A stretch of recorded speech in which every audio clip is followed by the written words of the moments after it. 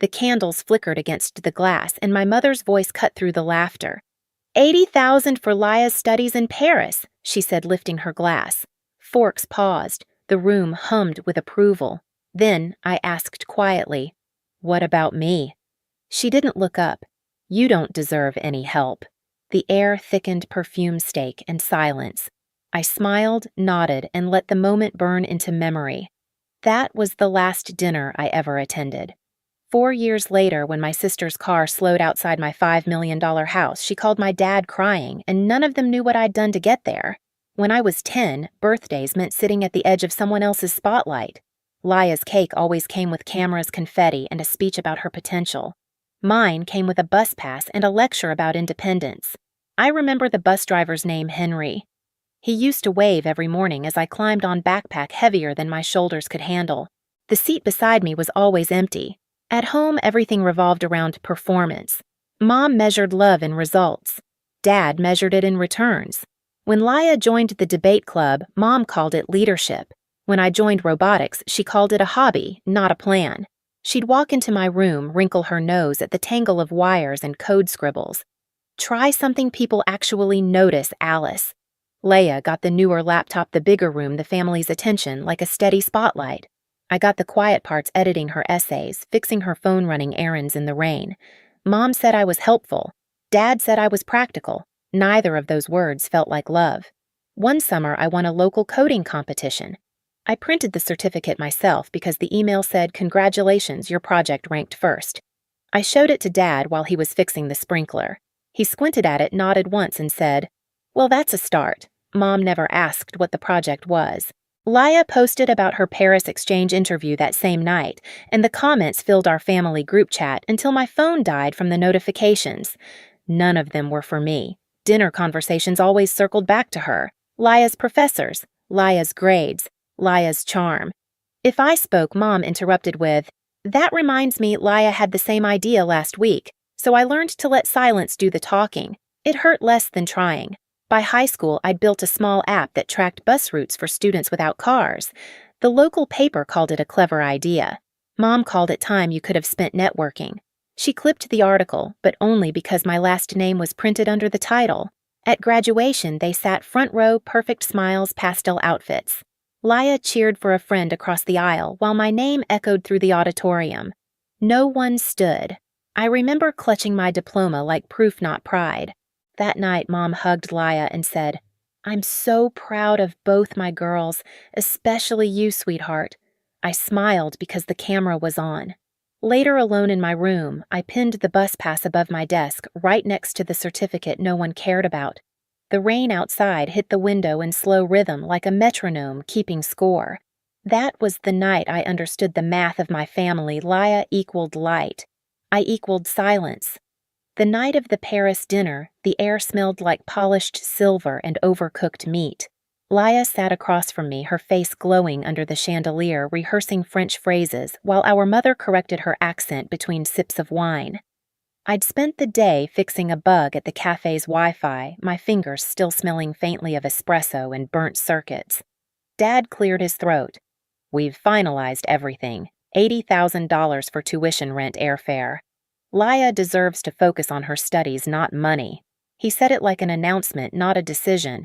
Mom nodded proud, her pearls catching the light. I thought he must have misspoken. 80,000! My fork froze halfway to my mouth. "That's the whole thing." He nodded once. "Of course, it's an investment in her future."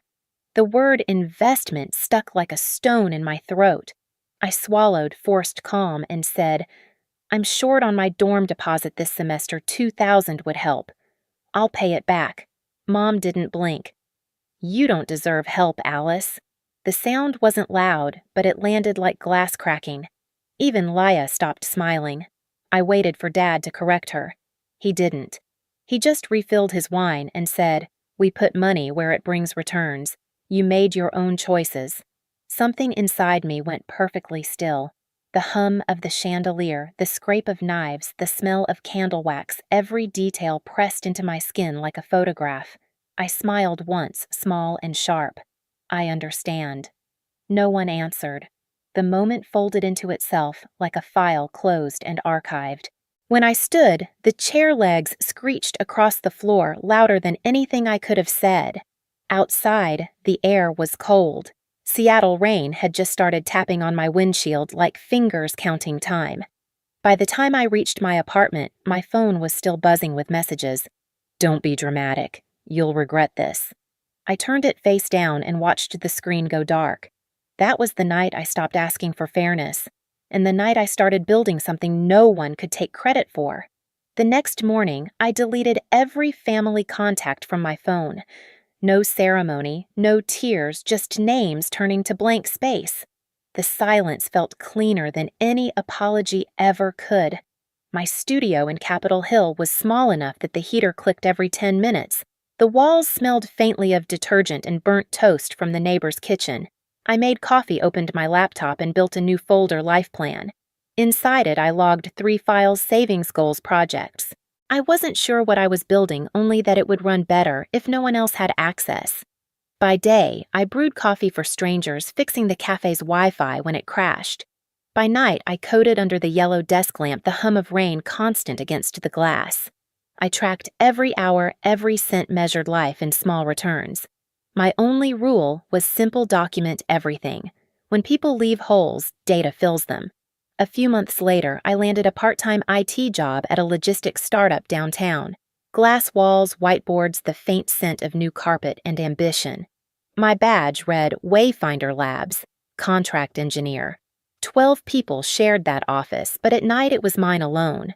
I stayed after hours testing lines of code until the sun tinted the blinds gray. That was when Arjun noticed me. He leaned over my desk one evening, watching my screen glow. "You're optimizing delivery routes." I nodded. "Just a side project." He smiled. "Then make it your main one. If it works, we'll pitch it." We did. 2 weeks later, Wayfinder Labs had a prototype and a name for the module Wayfinder. We tested it with small businesses, coffee shops, bakeries, flower deliveries. Each data set I cleaned felt like reclaiming a piece of the control I'd lost at that dinner table. I kept everything: notes, fuel logs, emissions reports, client emails. When the pilot succeeded, Arjun called it innovation. I called it proof. Zoe, my roommate, sometimes dropped by the office with takeout. "You're obsessed," she teased, handing me a warm paper bag. "I'm building distance," I said. She raised an eyebrow. "From what?" "From permission." The months blurred into graphs and quiet victories. My therapist, Dr. Monroe, taught me the vocabulary for what I'd lived through: conditional love, emotional invalidation. "Your parents didn't reward you for being good," she said softly. "They rewarded you for being useful." I nodded. "Then I'll make usefulness my own." By the end of that year, Wayfinder became more than code. It became a voice I didn't have to raise. Numbers spoke. Reports replaced arguments. When the company offered to spin it into a startup, Arjun made me CTO and co-founder. We signed the papers in a glass conference room overlooking Lake Union. Rain streaked down the windows like slow static. I signed my name without shaking. Every milestone I logged. Every invoice I tagged. It wasn't paranoia, it was architecture. Control had shape, and I could finally draw its blueprint. The next 3 years were a blur of expansion and quiet triumphs. Wayfinder grew from 2 desks to 2 floors.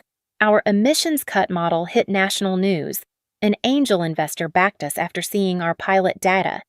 I didn't buy new clothes or post about it. I still wore the same gray hoodies and tied my hair the same way. But I upgraded the laptop and kept the old one in a drawer like an artifact from a different version of myself. One evening, as I cleaned out that drawer, I found the torn note I'd written after that dinner. "Call Mom," crossed out hard enough to rip the paper. I ran my finger over the tear. Then I folded it neatly and filed it under archive. Lessons. 4 years passed like that, quietly, steadily, until one small notification changed everything.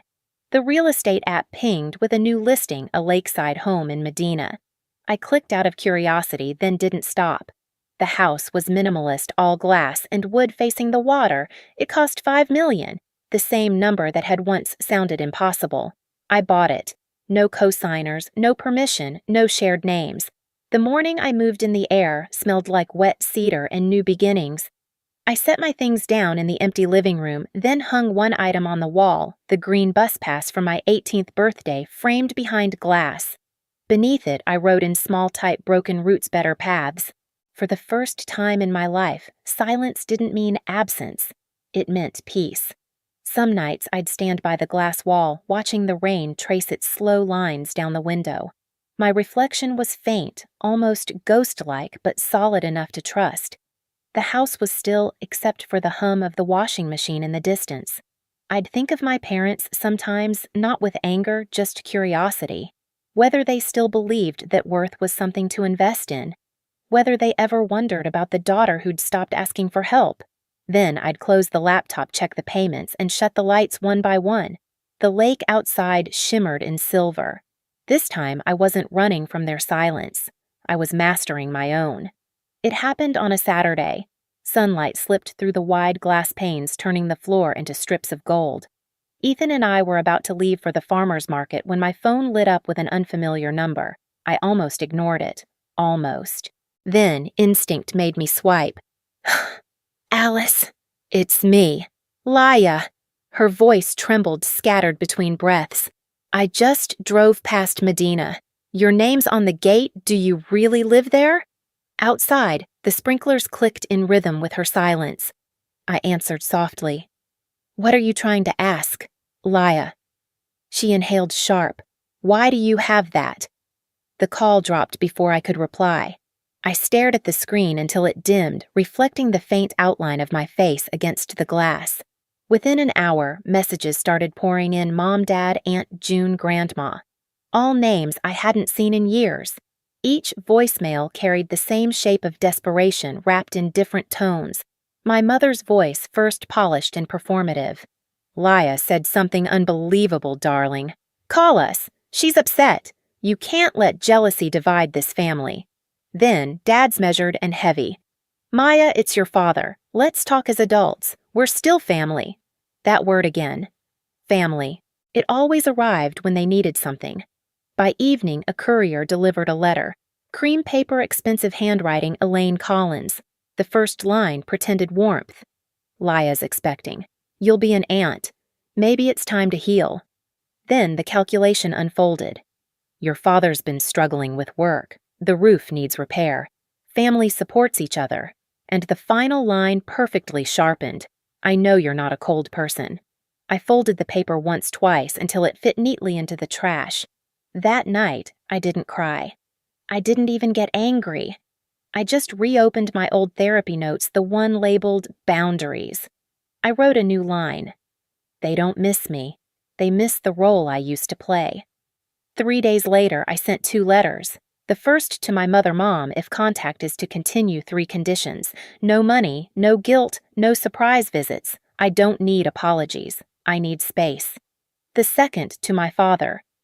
You called it investment in return. Here's mine freedom. Let's close the account properly. He replied in a single text, meet me in Fremont. Thursday, 10 a.m.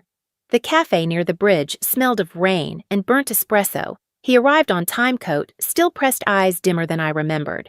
You look different, he said. Better or worse, different is fine. He tried to smooth things over, calling Mom's cruelty misunderstood. I listened quiet until he said we did what we could. Parents make mistakes. I met his eyes. It wasn't a mistake, Dad. It was math. He blinked. Math? You invested $80,000 in image. I built value out of nothing. The difference is honesty. He didn't argue, just stared at his untouched coffee steam fading into nothing. When I left, I said, you don't owe me anything. That's the point. A week later came the Gala Seattle's annual education fundraiser. Wayfinder Labs was sponsoring the new STEM scholarship. The hall shimmered in gold, the air thick with perfume and conversation. Ethan squeezed my hand.